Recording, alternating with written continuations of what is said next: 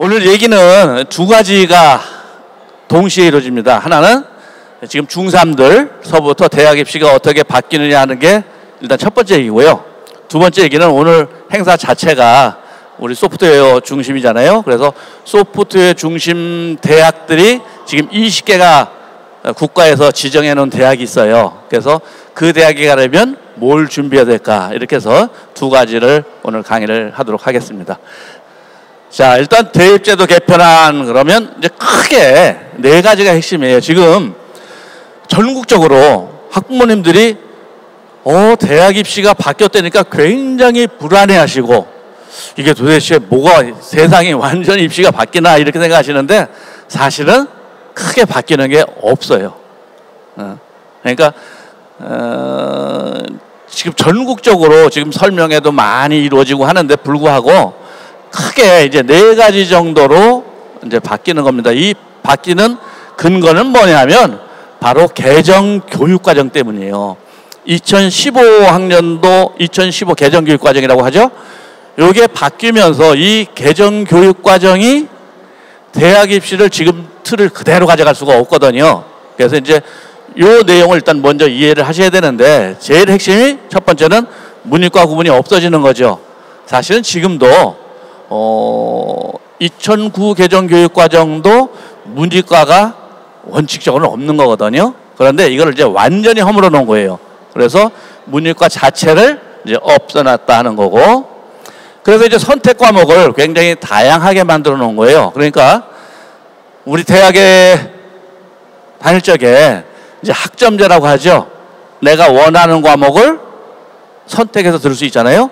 이제 고등학교도 이제 그렇게 만드는 거예요. 가장 기본적으로 얘기하면. 그래서 지금까지는 우리 고등학교 다닐 적에 학교에서 시간표를 짜주면 학생들이 그 시간표대로 자기가 듣고 싶든 안 하던 그냥 들었어야 되는데, 이거를 자유를 선택할 수 있게 바꿔놨다는 게 가장 큰 특징이에요. 바로 요거 때문에 대학 입시를 지금처럼 그대로 쓸 수가 없다는 뜻이죠.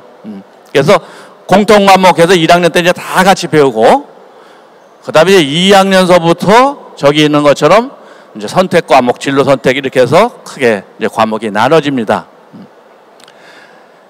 그 다음에 이제 수업의 방식이 이제 달라지는 거죠. 지금까지 수업은 어떻게 했나요? 우리 고등학교 다닐 적에 부모님들 그냥 선생님은 일방적으로 칠판에 쓰면서 강의하고 학생들은 메모하고 적고 외우고 이런 수업을 지금까지 늘 해왔잖아요. 그런데 그 수업의 형태가 이제 완전히 이제 바꾸고자 하는 게 2015 개정 교육과정이거든요. 그래서 학생들 스스로가 움직일 수 있고, 이제 그런 면에서 어떻게 보면 아시는지 모르겠지만 EBS에서 지금 교과서 강의도 하거든요.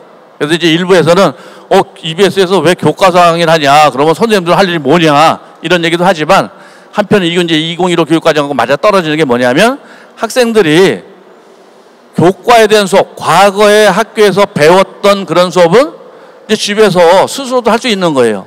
EBS에서 과목 강의 다 해주거든요. EBS 수능 과목 말고 교과서 강의를 지금 해주고 있습니다. 그래서 그걸 듣고 와서 학교에서 선생님은 거기서 이제 플러스 알파를 해주는 거죠. 학생들이 그걸 듣고 질문을 할 수도 있고 발표를 할 수도 있고, 그래서 이제 참여형 수업이 늘어난다는 것이 2015 개정 교육과정의 가장 큰 특징이에요. 물론 이제 학교라는 게 굉장히 조금 보수적이잖아요. 그래서 이제 얼마나 급하게 많이 변했는지 모르지만, 여튼 기본적으로는 교육과정의 틀은 이제 학생이 주도가 되는 이런 수업으로 바꿔보자는 겁니다. 이래서 평가도 지금까지 평가 어떻게 했죠?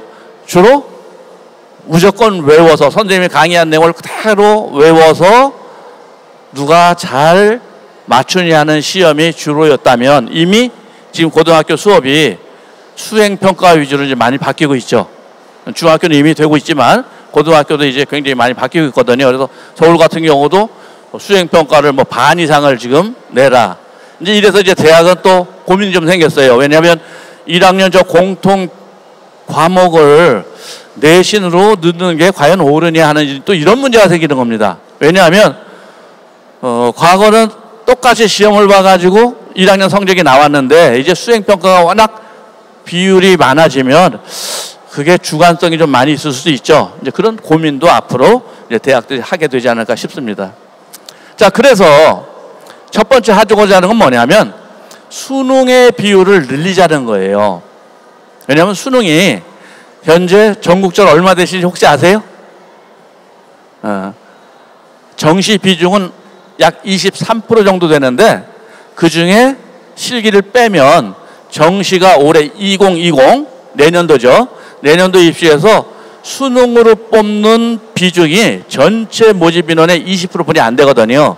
근데 문제가 뭐냐면 현재 우리나라에 N수생이라고 불리는 친구들이 14만 명이나 돼요. 53만 명 중에 14만 명이 지금 N수생이라고 하는데 왜 N수생이라고 하죠? 재수생이 아니라 이제 재수, 삼수, 사수가 그렇게 많아요. 그래서 재수라고 부를 수가 없어요, 이제. 그래서 이제 N수생이라고 하는데 53만 명 중에 무려 14만 명이 N수생인데 이 친구들이 재도전의 기회가 없는 거예요. 그래서 이게 굉장히 사회적으로 지금 문제가 되고 있거든요. 그래서 수능을 30%로 늘린다는 그 뒤에는 재학생들은 수시로 일단 갈 수 있는 길이 열려 있지만 N수생들은 정시로 아니고서는 대학을 갈 수 있는 길이 상당히 좁거든요. 그래서 요 문을 좀 넓혀줬다 하는 이제 그런 의미가 있습니다. 그러나 이미 학생부 교과 전형으로 30% 이상 뽑는 대학들은 이제 자율로 늘리지 않아도 된다는 이제 그런 얘기죠. 그리고 이제 수시에 수능 최저 기준을 어떻게 할까 하는 게 이제 문제가 돼요. 왜냐하면 수시는 수시답게, 정시는 정시답게 하는 게 국가의 생각인데 수시 전형의 수능 최저를 높게 걸으면 예를 들어서 교과 전형이다. 그런데 수능 최저가 지금 높은 대학이 예를 들어서 뭐 중앙대라든지 이런 대학, 홍익대 이런 대학이 굉장히 높거든요. 그러면 교과 성적으로 가야 그게 교과 전형의 성격이 맞는데 수능으로 수능 최저를 맞췄느냐 못 맞췄느냐가 결국 합격하느냐 아니냐의 기로가 되거든요. 특히 예를 들면 이제 간호학과 같은 거 대표적이에요. 수시에서 간호학과 같은 경우는 서울대를 비롯해서 제일 위에 있는 서울대조차도 수능 최저를 맞추느냐 못 맞추느냐가 일단 직윤에서 핵심이거든요. 그래서 야 이게 수시인데 교과 전형이라고 이러면 돼 있는데 이게 수능에 의해서 결정이 되면 이건 좀 문제가 있지 않냐. 그래서 여기 써 있는 것처럼 선발 방법의 취지에 맞게 해라. 교과 전형이라면 교과 전형의 취지에 맞게 전형을 짜야지 그걸 왜 수능을 가지고 떨어뜨리고 붙이고 하냐. 지금 그 생각인 거예요. 그래서 수능 최저 기준을 아예 없애라 하는 얘기는 아니지만 최저 기준을 어느 정도 그 전형에 맞게 짜라 하는 첫 번째 틀입니다. 사실 이게 핵심이에요. 그래서 지금까지 대입전형 간소화 정책 이게 뭐냐. 입시가 너무 복잡하다 그래서 대학들이 전형을 짤 적에는 수시에 4개, 정시에는 2개 이상의 전형을 짜면 안 된다 그런 뜻이에요. 그걸 이제 우리가 4+2 정책이라고 불러요. 그래서 수시에 교과, 종합, 논술, 실기 그리고 정시에 수능과 실기 이러면 6개가 되죠. 그래서 학부모님들이 입시를 굉장히 복잡하다고 많이 이해를 하시지만 실제로 국가 입장에서는 수시는 아무리 많아도 4개뿐이 없고 정시는 2개뿐이 없는데 왜 입시를 몇천 가지가 있다고 할까? 정부 입장에서 굉장히 좀 곤혹스러운 거죠. 여튼 지금의 입시를 보면 아까 얘기한 것처럼 저 빨간색이 이제 종합전형이고 파란색은 교과전형이에요. 그리고 회색이 정시전형인데 수능전형이 보다시피 전체 모집 인원의 20%뿐이 안 되죠. 그래서 요거를 30%까지 늘려라 하는 게 대입 개편의 핵심이에요. 자, 그러면 일단 수능 과목을 어떻게 바꿀 거냐 하는 문제가 이제 먼저가 되죠. 여기 왼쪽에 있는 게 이제 2021학년도까지 입시예요. 그러니까 현재 고등학교 1학년까지의 입시죠. 그런데 여기 이제 중3 애들서부터는 어떻게 변하냐라고 봤더니 일단 국어가 공통 과목하고 선택 과목이라는 게 생겨요. 지금까지는 국어는 모든 학생들이 똑같은 시험을 봤거든요. 그런데 이제 선택 과목이 생기고 수학도 선택 과목이 생깁니다. 그래서 수학도 필수와 선택 이렇게 나눠지고 탐구를 지금까지는 문과, 이과가 있으니까 어떻게 했을까요? 문과는 사회 탐구 중에서 2개 선택하고 이과는 과학 탐구에서 2개 선택을 했었는데 이거를 이제 문과, 이과가 없어지니까 사회과학 전체에서 2개를 선택할 수 있도록 이렇게 이제 바꾸는 거예요. 물론 이제 앞으로 대학은 어떤 입장을 취할 거냐. 예를 들어서 우리 공대에서는 그래도 과학을 어떤 과목을 하나 들어야 되는데 라고 하면 그걸 이제 필수로 지정하는 그런 방법도 생각할 수 있겠죠. 그러면 이제 학생들은 내가 가려는 대학에 맞춤식으로 이제 선택 과목을 정해야 되는 그런 문제가 생깁니다. 그다음에 수능 평가 방법에 있어서 지금까지는 영어와 한국사만이 절대 평가했었는데 이제 한 과목이 더 들어갔죠. 제2외국어 한문. 이게 이제 아는 분은 아시겠지만 아랍어라는 과목이 이게 로또 과목이 돼버렸어요 지금. 그래서 학생들이 자기가 예를 들어서 외고에 다니면서 1어과에 다니는데 불구하고 1월 제2외국어 시험 보는 게 아니라 아랍어를 시험 보는 아주 이런 이상한 일이 벌어졌거든요. 그래서 이거 안 되겠다. 그래서 이거를 절대평가로 바꾸는 겁니다. 그 다음에 이제 EBS 연계율을 70%에서 50%로 낮춰요. 이건 이제 어떤 문제가 있었는가 하면 EBS 교재를 그대로 암기하는 거예요, 학생들이. 그러니까 예를 들어 영어. 그러면 영어를 EBS 교재를 통해서 공부의 학습 능력을 키우고 이러면 좋은데 그게 아니라 그냥 지문 전체를 우리말로 외워버려요. 그래서 영어를 전혀 모르면서 그걸 우리말로 외워서 문제를 푸는 아주 이상한 일이 벌어지고 있었거든요. 그래서 이건 좀 안 되겠다. 그럼 이걸 어떻게 해결해야 되겠냐. 일단 그럼에도 불구하고 그래도 EBS가 취약계층에 대해서 또는 취약지역에서 굉장히 수능 공부하는 데 도움을 좀 많이 주고 있거든요. 그래서 좀 단계적으로 줄이자. 그래서 50%로 줄이고 대신 연계도 직접 연계가 아니라 이제 간접 연계로 해서 EBS 교재에 나왔던 글을 그대로 수능에 출제하는 게 아니라 다른 책에서 같은 내용을 갖다 쓰겠다. 그런 내용이에요. 그렇죠? 그래서 이제 수능 체제를 바꾸겠다는 그런 내용입니다.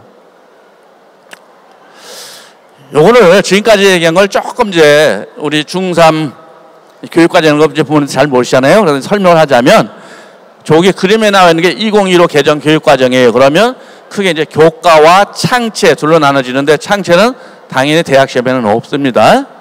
다시 교과를 보통 교과와 전문 교과로 나눠지는데 이제 여기서 이 중에 중3 부모님들은 우리 애를 앞으로 특목고를 보내야 될지 일반고를 보내야 될지 이제 고민하는 이제 분수령이 되는 거예요, 이게. 그러면 이제 전문 교과가 특목고에서 이제 주로 많이 배울 과목이 되겠죠. 그러면 수능은 어떻게 나오냐? 보통 교과에서만 나와요. 그런데 그 중에서도 공통 과목은 한국사 1학년 때 배우는 과목 중에는 한국사만 출제가 되는 거고 나머지는 1학년에서 배우는 과목은 출제 안 됩니다. 그리고 이제 보통 2학년에서 배우는 선택 과목에서 출제가 되는데 그 중에서도 일반 선택 과목에서 출제가 되는 거예요. 지금 말이 좀 복잡하죠? 다시 그림을 볼게요. 자, 요게 이제 보통 교과, 수능에 출제되는 보통 교과만 나눠놓은 겁니다. 그러면 저 중에 공통 과목이라는 게 주로 이제 1학년에서 배우는 과목이에요. 그 중에서는 한국사만 나온다. 그러니까 이제 국어도 배우고 영어, 수학, 공통사회, 공통과학 다 배울 텐데 그 중에서 한국사만 1학년에서는 출제가 되는 거고요. 이제 2학년에서 출제되는 과목 중에 일반 선택 과목 출제가 되는 거고 이제 진로 선택 과목이라는 거는 수학에서 기하만 선택이 돼요. 그리고 과학 쪽에서 과학 2가 이제 선택 과목이 되는 겁니다. 그러니까 가장 쉽게 얘기하면 이거예요. 1학년 선택 과목 한 과목 한국사. 그리고 2학년 3학년에서 배우는 일반 선택 과목에서 주로 출제가 되고 진로 선택 과목은 수학에서 기하 그리고 과학에서 과학 2만 선택의 과목으로 들어갈 수 있게 된다. 알았죠? 그러니까 사실은 수능에서는 크게 변화가 안 생기는 거죠. 거의 왜냐하면 이 일반 선택 과목은 대부분의 학생들이 배우게 될 거거든요. 그러니까 지금 미시가 뭐 선택하고 어쩌고저쩌고 하니까 굉장히 복잡해질 것 같지만 뚜껑을 열어보면 굉장히 간단해요. 지금과 크게 변하는 게 없으니까 불안해하시지 않아도 된다는 뜻이에요. 자, 그러면 또 하나 문제가 되는 게 뭐냐면 학생부 종합이 도대체 이게 깜깜이 전형이다. 이게 정말 우리는 어떤 애가 왜 붙고 왜 떨어지는지 좀 이해를 할 수가 없다. 이런 얘기들을 굉장히 많이 하거든요. 그래서 이 학생부 종합을 좀 공정성을 높여야 되겠다. 사실 학생부 종합은 대세는 아니에요. 아까 기억나시는지 모르겠는데 빨간색 그다지 많지 않거든요. 그런데 문제는 뭐냐면 우리 모두가 좀 갔으면 좋겠는 서울에 가장 선호도가 높은 대학이 학생부 종합전형의 비중이 높다는 뜻이에요. 우리 부산 지역만 해도 학생부 종합전형 그다지 많지 않습니다. 부산대도 종합전형의 비중 굉장히 낮아요. 여기는 오히려 동아대가 학생부 종합 비중이 굉장히 좀 높은 대학이거든요. 그래서 실제로 대학을 가는 데서 학생부 종합을 준비해야 대학을 가는 게 아닌데 이게 지금 굉장히 좀 오해가 지금 많이 있는 부분이 있어요. 여튼 이 학생부 종합을 어떻게 하면 좀 공정성을 높일 거냐, 이게 국가도 국민도 다 바라는 거죠. 그래서 일단 문제가 학생부가 아니냐. 왜냐, 학생부 종합은 학생부가 기초가 돼서 학생을 선발하는 거죠. 혹시 이 중에 선생님 학생부 종합은 스펙 가지고 뽑는 거 아닌가요? 그런 분 있나요? 그거 아닙니다. 학생부 종합은 스펙을 뽑는 게 아니에요. 그거 조금 이따 다시 설명 좀 해드릴 거예요. 그래서 학생부 종합은 일단 학생부를 기준으로 해서 뽑는데 이 학생부 기재가 학교마다 차이가 너무 심한 거예요. 어느 학교는 학생부 기재가 잘 돼 있고 어느 학교는 또 그렇지 않은 데가 있고 또 어느 학교는 비교과 활동이 많은데 어느 학교는 그렇지 않은 경우도 있고, 더군다나 같은 학교 내에서도 어느 학교의 선생님은 굉장히 학생부를 꼼꼼히 써주셨는데 어느 학교는 또 우리 기대만큼 안 될 경우도 있죠. 그래서 이제 아예 요 네 가지는 학생부에 쓸 수 없도록 만든 거예요. 대표적인 게 이제 아래 소논문이죠. 이건 아예 학생부에 기재할 수가 없어요. 자소서 쓸 수가 없습니다. 그래서 사교육 요소가 들어가는 것들은 전부 철저히 배제하겠다는 뜻이에요. 그렇죠? 그래서 왜 학부모들이 지금 제일 걱정하는 게 뭐냐면 학생부 종합은 사교육의 도움을 받아야 성공한다 이렇게들 많이 생각을 하거든요. 그래서 그거를 해결하겠다는 게 이 네 가지고요. 학생부의 기재는 되는데 그런데 요거 좀 문제가 있다 해서 하는 것도 이제 오른쪽에 있는 일부 제한하는 항목입니다. 첫 번째로 수상 경력. 어느 고등학교는 봤더니 한 학생이 수상 경력 보니까 80개의 상을 받았어요. 3학년 동안. 근데 어느 학교는 걔하고 똑같은 수준인데 10개 뿐이 안 돼. 이게 좀 문제가 있죠. 그래서 학교의 차이가 많으니까 야, 학생부에는 수상 경력 몇 개를 쓰던 대입에 제공하는 건 한 학기에 하나만 제공하자. 그런 뜻이에요. 그렇죠? 그러니까 쓰는 건 얼마든지 써도 상관이 없는데 그 중에 가장 대표적인 거. 그러면 이제 우리는 어떻게 될까요? 이제는 상을 많이 받는 게 아니라 내가 이제 선택과 집중이 필요한 거죠. 아, 내가 진짜 무게가 있는 이런 상을 하나 받아놓는 게 의미가 있지 상 많이 받는 건 의미가 없다는 거예요. 두 번째로 자율동아리가 또 학생부 종합에 굉장히 영향력이 좀 크다고 알려져 있거든요. 자율동아리라는 건 뭐냐면 학교와 창체 시간에 하는 동아리가 있는데 그건 모든 학생이 하는 거예요. 근데 그게 아니라 학생들 스스로가 자기들이 동아리를 만들어서 하는 이 자율동아리가 종합전형에 영향이 크다고 알려져 있거든요. 그래서 이거를 어느 학생은 막 10개씩 해요. 그러면 대학에서 볼 때 어떤 생각이 드냐? 아니 도대체 얘는 공부는 안 하고 맨날 동아리 활동만 했나? 이해가 안 가거든요. 그래서 이거 안 되겠다. 그래서 자율동아리도 여기 있는 것처럼 학년당 1개로 딱 제한하겠다. 그러니까 쓸데없이 종합전을 준비하기 위해서 개수를 늘리지 말아라 그런 얘기예요. 그렇죠? 그래서 좀 정리를 해나가는 거죠. 그 다음에 봉사활동도 특기상을 해놨더니 또 거기 뭐 부작용이 많이 생겨요. 좀 심한 경우는 엄마가 봉사활동하고 애 기록이 남질 않나 그런 일은 사실은 많지 않은데 소수의 그런 일이 있겠죠. 그래서 이것도 실적만 남기고 특기상은 아예 기재하는 걸 없애버렸어요. 뭐 학교 스포츠 클럽이라든지 또는 청소년 단체 활동 이런 것들을 좀 제한을 하고 있는 겁니다. 그래서 학생부를 모든 고등학교가 어느 정도 좀 균질하게 만들려고 하는 것이 이제 국가의 생각이죠. 그 다음에 이제 글자 수가, 이게 또 부모님들이 굉장히 관심이 많거든요. 아니, 우리 옆에 학교에 봤더니 학생부 출력을 했더니 23장이 나오는데 우리 학교에는 왜 7장뿐이 안 나와요? 이런 얘기가 굉장히 많이 나와요. 그래서 이게 안 되겠다. 이것도 어느 정도 정리를 하자. 그래서 여기 있는 것처럼 지금까지 전체 4,000자까지 쓸 수 있게 만들어놨던 거를 이제 2,200자로 줄여요. 그래서 쓸데없는 얘기 자꾸 쓰지 말고 정말 그 학생의 특성을 알 수 있는 그런 액기 쓰이는 그런 얘기만 적어라 하는 그런 얘기죠. 그 다음에 전형 서류에 있어서 지금 제일 문제되는 거 바로 자소서 대필이죠. 지금 실제로 그런 일이 얼마나 일어난지 모르겠지만 한간에 떠도는 얘기는 뭐 자소서를 어디 가서 사교육 가서 100만 원 주고 뭐 이런 등등 얘기가 많이 있잖아요. 그래서 이건 안 되겠다. 그래서 지금까지는 저 자소서 대필이라든지 이런 것들이 발견이 되면 0점 처리를 했어요. 근데 0점 처리를 하면 붙을까요? 떨어질까요? 다 떨어질까요? 붙는 경우가 생기는 거예요. 0점 처리를 했는데 왜? 여기가 미달이 돼버렸어. 그렇게 되면 0점 처리를 했는데도 합격하는 문제가 생겨서 안 되겠다 이건. 그래서 무조건 불합격 시키겠다는 얘기예요. 그렇죠? 그래서 자소서에서 유사도 검증을 한다든지 해가지고 문제가 생기면 앞으로는 0점 처리가 아니라 무조건 불합격 시키겠다는 게 첫 번째 얘기고요. 두 번째로 그럼에도 불구하고 자소서가 너무 학교별로 차이가 많다. 누가 지도해 주냐에 따라서 학교 선생님이 어떻게 했냐에 따라서 차이가 많다 하는 게 이제 문제가 계속 나오거든요. 그래서 자소서 습관도 굉장히 많잖아요.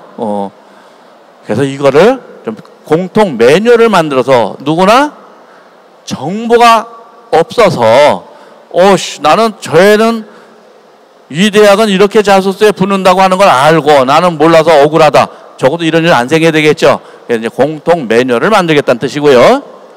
그 다음에 교사 추천서. 저도 사정관을 세 군데 대학에서 해봤지만 이거 별로 이렇게 영양가가 없어요. 그래서 아예 교사 추천서는 폐지하자. 왜? 학생부에 행동특성 종합의견란에 있는 내용만 봐도 얼마든지 추천서를 대신할 수 있거든요. 그래서 이제 몇 년 전부터 나오던 얘기였었는데 아예 추천서를 없애서 선생님들 부담들 좀 줄어들고, 그래서 요 세 가지가 전형 서류의 간소의 핵심입니다. 그 다음에 이제 궁금한 게 뭐냐면 도대체 대학이 어떻게 뽑는지 모르겠다가 궁금하시잖아요. 그죠? 그래서 도대체 너희 대학은 어떻게 뽑는지 공개해라. 그런데 사실은 거의 전국의 학생부 종합전형을 통해서 국가에서 지원을 받고 사업을 하는 대학들은 지금 한 68개 대학이 있습니다. 이 대학들은 이미 홈페이지에 다 공개가 되어 있어요. 현재도. 그런데 이걸 더 좀 자세히 알기 쉽게 공개하라 그런 뜻이에요. 그러니까 나는 A 대학을 가려는데 A 대학이 어떻게 뽑는지 모르겠다라고 궁금하신 분들은 그 대학의 홈페이지에 가보시면 학생부 종합이라고 해서 따로 이런 메뉴가 다 있습니다. 그래서 여기 확인하시면 되고요. 그 다음에 도대체 어떤 애들을 뽑는지 모르겠다. 이거 왜 나왔을까요? 이거 어느 대학은 고교 등급제 하는 거 아닌가? 말도 안 되는 소리죠? 고교 등급제는 대한민국에는 없습니다. 이건 이제 미국은 주에서 주립고등학교를 등급을 매겨놨어요. 그래서 이제 그거를 처음에 시스템을 그거를 참고하면서 얘기가 나온 게 이제 고교 등급제이거든요. 근데 우리나라는 적어도 고교 등급제는 없지만 그래도 어느 특정 고등학교가 더 많이 붙고 적게 붙고 하는 문제는 좀 있어 보이거든요. 그래서 아예 지역별로 학교별로 너희 대학은 어떤 애들 뽑았는지 나중에 샅샅이 공개해라 하는 게 바로 요 두 번째 얘기입니다. 마지막으로 이것도 지금 실시가 되고 있는 거지만 사정관이 혼자나 둘이서 하게 되면 평가를 하게 되면 좀 독단적으로 평가할 수도 있겠죠. 그래서 최소한 여러 명이 공동평가를 해서 점수차가 좀 심하게 나면 재평가를 한다든지 이래서 공정성을 확보하라는 게 바로 종합전형을 공정성 제고의 문제가 됩니다. 그 다음에 부모님들이 또 어렵게 생각하는 게 뭐냐면 도대체 이 대학은 이 전형이 뭘로 뽑는 건지 알 수가 없다. 이런 얘기를 또 많이 하거든요. 그래서 이건 이미 올해서부터 이제 시작을 합니다. 내년서부터 이제 그러니까. 그래서 표준화한다는 게 뭐냐면 이게 무슨 뭐 알바트로스, 다빈치, 르네상스 이러면 그게 무슨 전형인지 모르잖아요, 우리가. 그래서 반드시 앞에다가 이거는 학생부 종합 그러고 괄호해놓고 대학에서 고유명사로 전형 이름을 써라. 그래서 누가 봐도 이게 교과전형인지 종합전형인지 분명히 좀 알 수 있게 해줘라 라고 하는 게 표준화인데 이거는 내년서부터 이미 시행이 됩니다. 그 다음 두 번째로 그래도 지역에서는 너무 어렵지 않냐. 정보가 예를 들어 부산만 해도 서울보다는 대도시인데 정보가 조금 늦는 것 같다. 이런 불안감들이 많이 있잖아요. 그래서 어디 가라고 흔히 얘기하죠. 대입정보 포털, 그냥 어디 가라고 인터넷에 치시면 됩니다. 거기 들어가면 모든 입시의 내용은 거기에 다 있어요. 이제 대입 상담교사단, 당연히 부산도 있어요. 부산교육청에도 진학시도 지원단이라고 그래가지고 선생님들이 늘 아세요 혹시?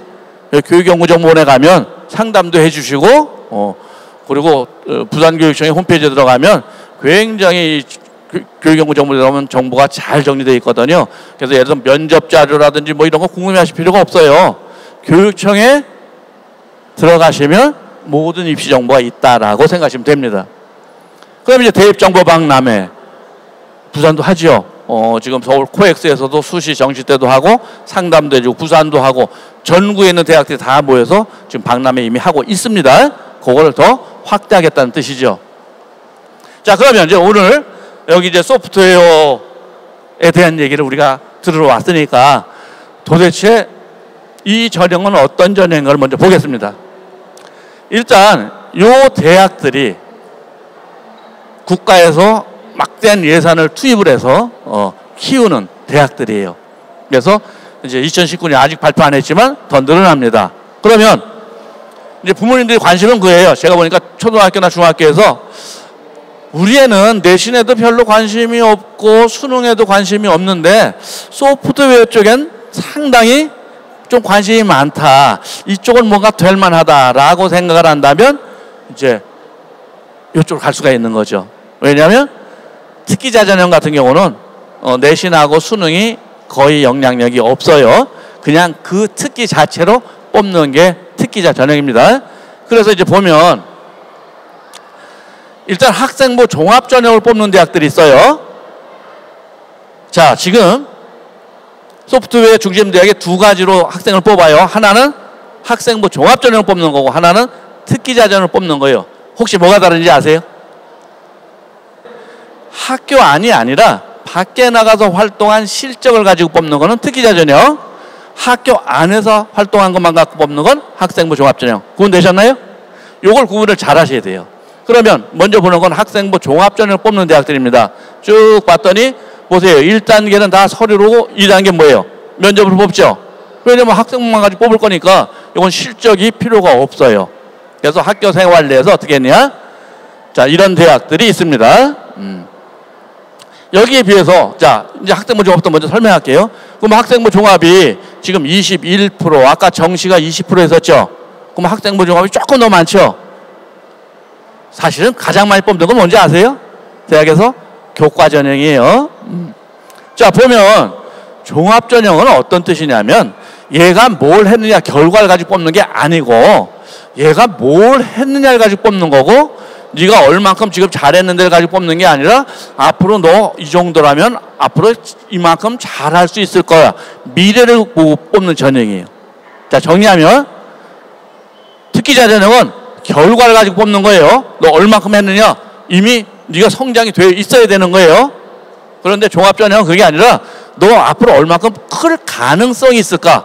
그건 굉장히 뽑기가 어려운 거죠. 그렇죠? 그래서 이제 깜깜이 전형이 되는 거예요. 도대체 뭘 보고 얘가 클 수 있는지를 알았냐 대학이. 이렇게 이제 우리 궁금증이 들겠죠. 거기서 특기자 전형은 명확한 실기 또는 실적을 가지고 뽑는 전형이다. 이렇게 달라져요. 그래서 학생부 종합을 이해하려면 이 평가 요소를 이해해야 되는데 이게 이제 완전히 공개가 되어 있어요. 그래서 여기 보면 혹시나 이 중에 우리 애는 앞으로 학생부 종합을 준비시켜야 되겠다고 하는 분은 요 그림을 잘 이해하셔야 돼요. 왜냐하면 이게 우리나라의 68개 학생부 종합을 하는 주요 대학들의 평가 요소의 핵심이에요. 그렇죠? 그래서 이게 공통 분모입니다. 그래서 크게 보면 네 가지가 있어요. 학업 역량, 전공 적합도, 인성, 발전 가능성. 보통 이 네 가지를 들거든요. 그래서 이 네 가지를 가지고 이 학생이 앞으로 얼마나 잘할 수 있는가를 보는 거죠. 예를 들면 자, 전공 적합성. 그럼 이게 뭐냐? 여기 있는 것처럼 우리 특히 중3서부터는 완전히 선택 과목을 내가 골라갈 수 있으니까 네가 우리 학과에 오는데 필요한 교과를 들었는가? 이게 아주 중요해지는 거예요. 지금까지는 학교에서 정해준 걸 하니까 내가 선택할 수 없잖아요. 그래서 너는 기계공학에서 물리가 꼭 필요한데 너 왜 물리 안 들었어? 이 말을 못 해요. 왜냐? 시간표도 한 거니까. 근데 이제 지금 중3 친구들은 기계공학과를 올라고 하는데 너 고등학교에서 물리 안 듣고 왔다고 너 안 뽑고 싶은데 이제 이렇게 되는 거예요. 그렇죠? 이게 바로 첫 번째 얘기. 전공 관련 교육 과목 이수를 했느냐. 이제 그런 얘기예요. 그래서 이제 중3들은 이제 전략이 필요한 거예요. 앞으로 입시에서. 그다음 두 번째로 너 전공에서 얼마나 알고 있느냐.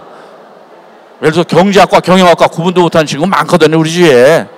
그래서 그런 친구들은 안 뽑겠다는 거예요. 적어도 우리 학교에 가장 기본적인 개념은 알고 와야 된다. 그리고 고등학교에서 전공 관련 경험이 얼마나 있느냐. 물론 이건 대학별로 달라요. 서울대는 전공 적합도라는 게 없어요. 이 중에 이제 서울대를 목표로 하신다면 이 말은 필요 없는 말이고, 서울대 이외의 대학은 이제 전공 또는 계열 적합도가 상당히 중요한 의미가 있고, 대학별로 조금 달라진다는 것도 아셨으면 좋겠습니다. 그래서 이제 평가를 어떻게 하겠다는 거냐면, 그동안의 입학사정관 전형은 지금 부모님들이 아시는 것처럼 스펙을 갖고 뽑는 거였었어요, 과거에. 너 뭐 했는데. 그런데 지금 학생부 종합전형은 그게 아니라 교과 성적도 중요하고 비교과도 중요해요. 근데 제일 중요한 건 뭘까요? 바로 수업 시간에 어떻게 했냐가 중요한 거예요. 이게 핵심이에요. 그러니까 학생부 종합을 난 준비하기 때문에 학교 수업 시간에 까박까박 졸고 있다가 밖에 나가서 봉사하고 동아리하고 절대 못 붙어요. 이제 수업 시간에 어떻게 했냐가 핵심인데, 그 수업 시간에 한 걸 기록한 걸 뭐라고 하는지 혹시 아세요? 이게 학생부 종합의 핵심이에요. 뭐라고 할까요? 바로 교과 세부 능력 특기사항이라고 그래요.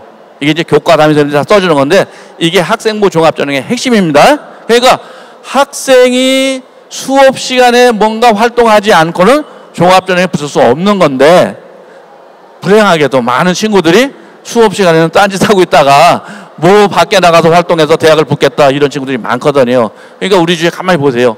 뭐 학생부 종합전형 굉장히 준비 많이 했다 그러는데 나중에 보면 다 떨어지는 이유가 뭐냐면 잘못 잡은 거예요, 방향을. 그렇죠? 수업 시간에 잘하는 게 제일 중요하다. 그래서 활동을 하더라도 항상 세 가지의 단계가 있어야 돼요. 첫 번째, 동기와 과정, 결과인데 이 동기가 제일 중요해요. 뭐냐? 너 왜 의대 오려고 그래? 그랬더니 우리 할아버지가 중병에 걸리셨었는데 그걸 내가 좀 고쳐볼 생각을 해서요. 이거 아니에요. 이렇게 쓰는 자소 되게 많거든요. 이게 아니라 정말 내가 뭐가 궁금해서 지적 호기심이에요. 이게 포인트입니다. 그러니까 활동을 하는데 학교에서 시켜서 하거나 그냥 끌려다니면서 한 거는 아무 의미가 없어. 그건 하나 많아요. 내가 정말 궁금해서 내가 한 거. 학교에서 활동을 하더라도 학교에서 어디를 탐사를 간다? 그러면 그냥 끌려간 게 아니라 거기 가면 뭐가 있을까? 뭘 배울 수 있을까? 이렇게 호기심을 가지고 간 친구가 종합전형에 성공할 수 있는 키포인트예요. 그렇죠? 그 다음에 이제 과정에서는 내가 해야 돼. 내 스스로. 대학에서 가장 강조하는 요겁니다.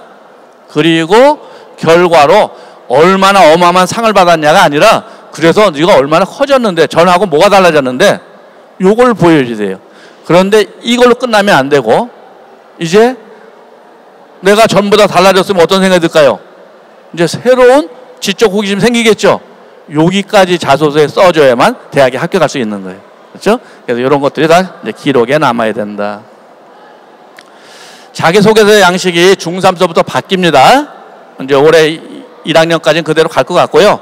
중3서부터 이제 1번, 2번이 합쳐질 건데, 이거는 예시에 아직 확정된 건 아니고 1번, 2번을 합치고 2번까지 두 개가 이제 공통문항, 3번이 대학이 선택하는 그런 문항으로 바뀔 걸로 보여져요. 그래서 이거는 예시라고 해놨습니다. 여기서 제일 중요한 건 뭐냐면 인재상이에요. 인재상. 예를 들어서 우리가 소프트웨어학과를 간다, 컴퓨터학부를 간다 라고 하면 여기 뭐라고 써요? 대학이 이런 걸 다 공개해 놨어. 이런 활동 안 해도 우리 뽑고 싶어 이랬는데, 저런 건 알지도 못하고 멋대로 자기 멋대로 하고서 나 굉장히 많이 준비했는데요, 이러면 다 떨어진다는 말이에요. 그렇죠? 이미 다 실적이 있어야 돼요. 상 받은 이런 실적이라든지. 그래서 소프트웨어 쪽으로는 특기자 전형에 이런 대학들이 있어요. 아까보단 많이 줄어들었어요. 종합전형이 훨씬 많고, 여기 딱 뭐가 있습니까? 특히 증빙자료라고 써있죠. 이게 다른 점이에요. 아까 학생부 종합엔 특히 증빙자료가 없습니다. 근데 여기는 특히 증빙자료라든지 실적이라든지 수상 경력이 있어야만 돼요. 요게 똑같이 소프트웨어 중점대학인데 차이가 나는 점이에요. 그렇죠? 그래서 내가 막연히 준비한 친구하고 구체적으로 아예 여기에 몰입한 친구랑 나눠지는 거예요. 여기 지금 부산대까지, 부산대가 이제 올해 새로이 요걸 특기자 전형으로 넣었습니다. 예, 그동안 이제 정시로 있었던 대학들이 있었는데, 이 대학들이 이제 수시에 새로 전형을 만들어서 이제 8개 학교가 여기가 있어요. 그래서 보세요. 부산대 그럼 뭐예요? 소프트웨어 관련 입상 실적이라고 아예 써놨죠? 그래서 이건 뭔가 실적을 내지 않으면 원서를 낼 수가 아예 없는 겁니다. 그래서 전형을 분명히 알고 종합전형과 특기자전형을 구분해야 된다. 그러면 이 소프트웨어 중점대학의 특기자전형을 가려면 뭐가 중요하냐? 아까도 얘기했듯이 상대적으로 내신, 수능은 중요하지 않아요. 아까 학생부 종합전형은 내신이 여전히 중요합니다. 내가 아무리 소프트웨어에 대한 좀 뭐 상당한 지식이 있어도 내신이 안 좋으면 학생부 종합전형은 힘든 거예요. 그런데 특기자 전형은 상대적으로 내신은 거의 반영되지 않고요. 실적을 얼마나 냈느냐가 중요한 거예요. 그러니까 옛날에 과거의 입학사정관 전형, 학생부 종합 전형 되기 전에 그 전형하고 성격이 비슷한 겁니다. 그래서 여기 보다시피 정부 올림피아드라든지 IT대회 입상, 아까 이런 거 종합전형 쓰면 어떻게 된다고요? 빵점 처리해서 무조건 떨어진다고 그랬어요. 그게 특기자 전형은 이걸로 뽑는 거다. 특히 자격증이 특히 초등학교 중학생들 보니까 이제 하드웨어 관련이라든지 뭐라고 불러야 되나요? 컴퓨터 활용 능력 이런 자격증 따려고 애를 많이 쓰는 친구 있는데 그거는 특기자랑 관계가 없습니다. 지금 우리가 하고자 하는 건 뭐예요? 프로그래밍 쪽에 코딩 뭐 얘기 많이 여기 가면 다 코딩이죠. 지금 여기서 하고 있는 작업들이 다 이 특기자전형과 관련이 되는 거예요. 그렇죠? 그런데 무슨 아래 한글 2급 워드프레스 이건 아닙니다. 그 구분을 잘 하셔야 돼요. 근데 부모님들이 이걸 자꾸 혼동들 하시는 것 같아. 그래서 특기자 전형에 해당되는 건 오늘 이 자리에서 하는 쭉 돌아보시면 하는 것들이 전부 특기자 전형에 해당이 되는 거고요. 일상생활에서는 컴퓨터 활용 능력은 전혀 특기자랑은 관련이 없는 거다. 지금까지 얘기를 쭉 했는데 혹시 이제 이 정도 가지고 시간이 너무 짧아서 내가 알고 싶은 걸 다 못 알았다 그러면 EBS I에 들어가시면 입시 정보라는 게 있어요. 여기 가서 찾아보시면 되고 여기서 찾다가 도저히 못 찾았다 그러면 어떻게 하면 될까요? 여기 쭉 보니까 저 중간에 EBS 대입 상담실이라고 있죠? 여기 와서 온라인으로 질문을 하시면 아무리 느려도 하루 안에 답변이 달아져요. 그러니까 이걸 잘 활용을 하셔서 앞으로 우리 자녀들 꼭 원하는 대학에 합격하기를 기원하겠습니다. 감사합니다.